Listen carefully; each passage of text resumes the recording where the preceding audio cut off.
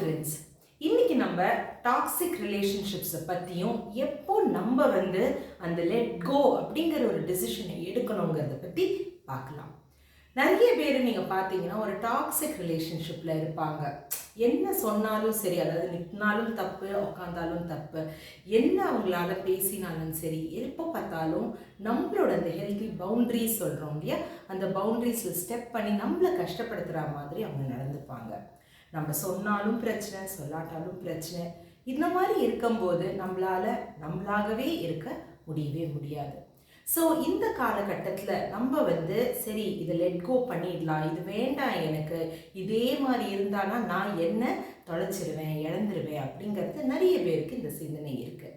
அந்த நிலையில் இருக்கீங்க அப்படிங்கிறதுனா கண்டிப்பாக நம்பர் 1, நீங்கள் உங்களோட ஹெல்தி பவுண்ட்ரிஸ்குள்ளே யாரெல்லாம் ஸ்டெப் பண்ணியிருக்காங்க, யாரெல்லாம் உங்களால் டாலரேட் பண்ண முடியும், யாரெல்லாம் பண்ண முடியாது அப்படிங்கிறது நீங்கள் ஒரு டிசிஷன் எடுத்தே ஆகணும். 2வது, நீங்கள் உங்களை அக்செப்ட் பண்ணணும். உங்களோட இமோஷன்ஸ், உங்களோட தாட் ப்ராசஸ், உங்களோட ஃபீலிங்ஸை நீங்கள் உணரணும். உணர்ந்துட்டு அதுக்கு நீங்கள் மதிப்பு கொடுக்கணும். நீங்கள் மதிப்பு கொடுத்தால் மட்டும்தான் அவங்க நம்ம இதை பண்ணுறோம் அப்படிங்கிற ஒரு ரியலைசேஷனே வரலாம்.